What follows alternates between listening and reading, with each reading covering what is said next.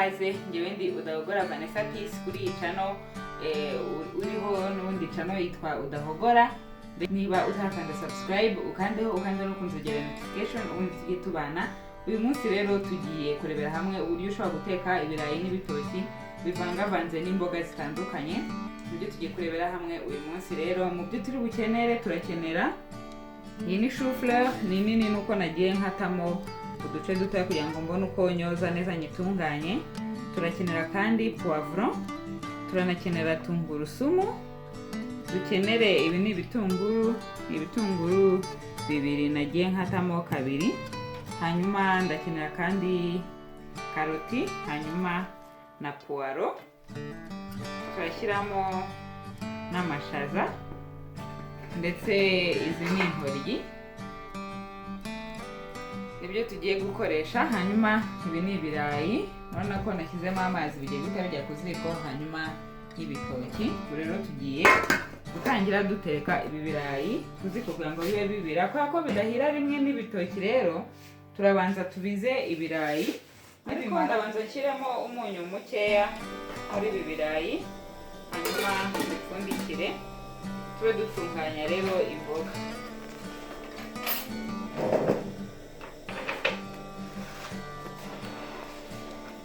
Izi mboga ndagenda mfata izi chou fleur ngende nzikatamo uduce dutoya cyane kugira ngo bize gushya bimeze neza.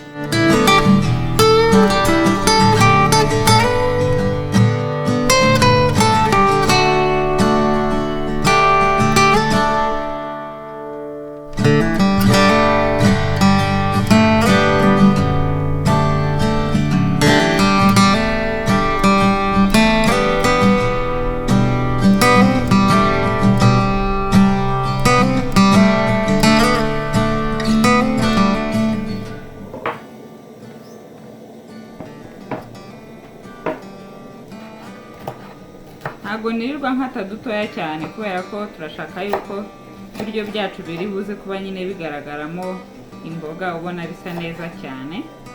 Ntabwo ari ngombwa rero gukata duto cyane, ariko wabikora uko ubishaka uramutse udakunda gukata ari binini. Hari abantu badakunda ibintu bikasa ari binini, wabiteka uko ubishaka nta kibazo. Hagati aho ariko turareba na bya birayi nabyo bitangiye gusa nkaho bitogota. Umwanya turiwe tumaze gukata izi poivron biraba bimaze kugeramo hagati na hagati, ku buryo noneho twakongeramo na bya bitoki bigahita noneho bishyana, biraba bimeze neza.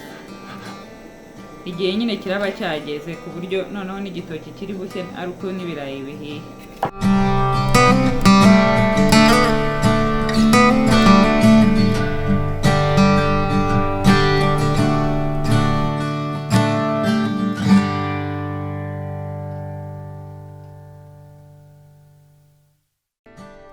Nyuma yo kumara gukata za poivron rero urabona yuko bya birayi birimo birabira. Tugiye guhita dushyiramo igitoki kuko nari mbibabwiye, dusukamo ibitoki kugira ngo dupfundikire dukomeze twikatire imboga.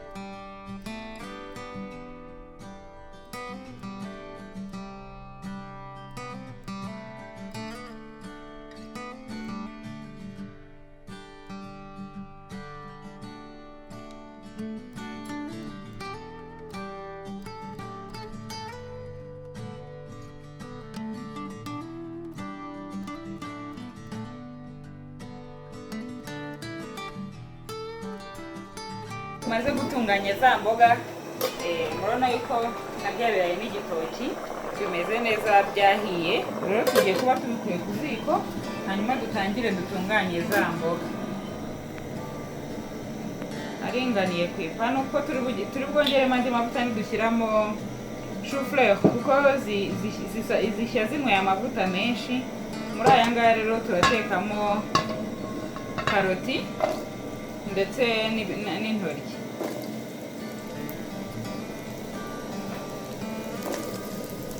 Ikindi nuko kubera ko karoti twakase binini nizo ugomba kubanzamo mu gihe wakase binini kugira ngo uzi umwanya wo kuza gushya neza ndetse nta kikwirukana.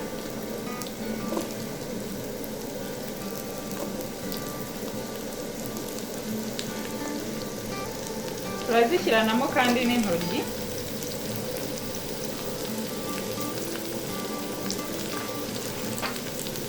Hanyuma duhita dushyiramo akayiko k'umunyu.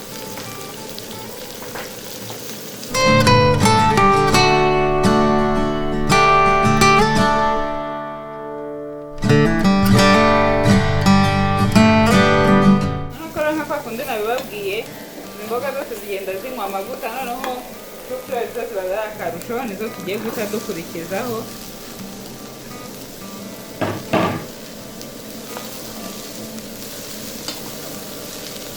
Turashyiramo rero utuvuta tundi dukeya kugira ngo bize kuba bimeze neza.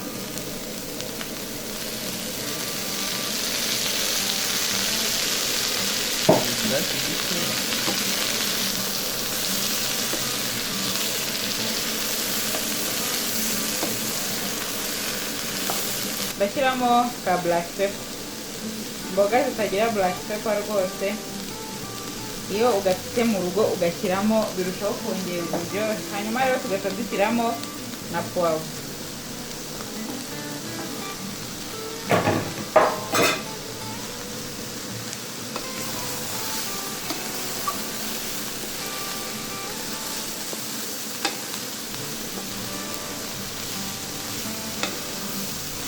Nyuma rero yo kurindira akanya gatoya kugira ngo izi mboga zibe zishya ku muriro mukeya, ugashyiramo n'ibitunguru.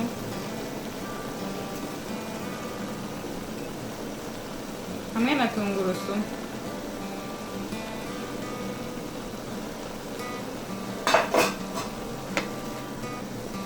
Komeza ukabivanga gake gake.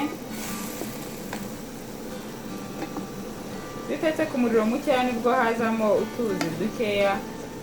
Teka ku muriro mukeya za chou-fleur zigenda zibyara utuzi, ukabona nyine hajemo utuzi nk'uko muri kubibona. Nako rero bya bitunguru nabyo bimaze gushyana na za mboga zindi. Ubona ko na ya sosi yakamye. Ubu noneho tugiye guhita dushyiramo amashaza, hanyuma tuyashyiranemo na za puwaro.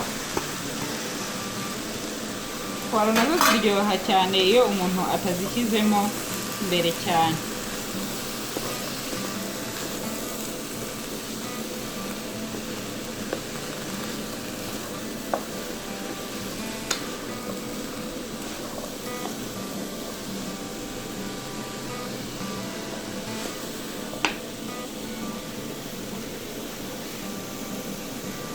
Tunashyiramo sauce tomate kugira ngo byumukane, bite bihira rimwe duhita tubivanga na bya birayi na bya bitoki.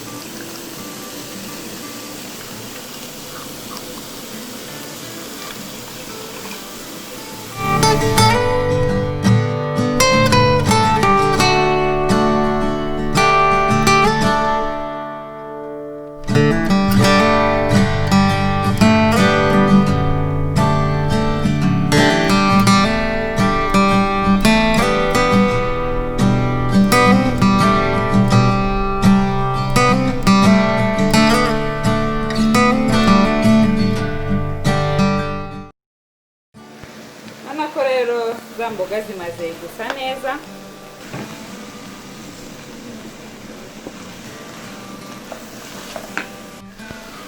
Rero maze kubona yuko bimaze gutungana, ndahita nsukamo bya birayi na bya bitoki hamwe n'amazi yabyo. hanyuma ukagenda ubivanga gake gake rero bigakora imvange zimeze neza cyane. Mu by'ukuri rero nta kindi kiba gisigaye. Ubu ngubu uba ushobora ibiryo byawe kuba wabiseriva. Gusa uramutse udakunda imvange imeze nk'irimo agasosi wabiha umwanya bikumuka, ariko uku nguku bimeze rwose byatunganye. Ushobora kubiha abo wabiteguriye bakaba babirya. Ubwo rero reka natwe twarure turebe uko bimeze.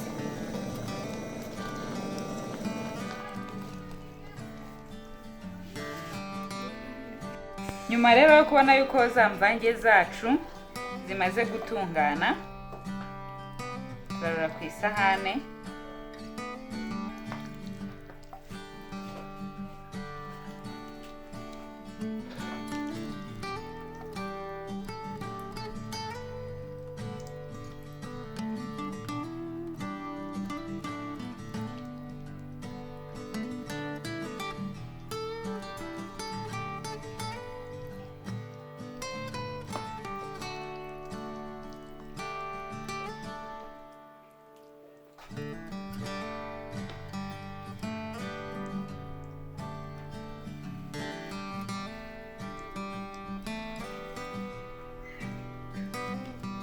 Urabona ko rero bimeze neza, ushobora kubirya ukaryoherwa cyane kubera ko ni ibiryo byuzuye intungamubiri. Harimo, muri kubona ko harimo nyine amashaza, harimo karoti, twashyizemo ndetse na chou-fleur. Chou-fleur ni utu ngutu muri kubona. Hanyuma dufitemo n'intoryi, muri kubona ko harimo n'intoryi. Mu by'ukuri ni ibiryo byoroheje cyane, bitagutwara umwanya munini mu gikoni, kandi ukaba ushobora kubitegurira abantu benshi, bikaryoha cyane.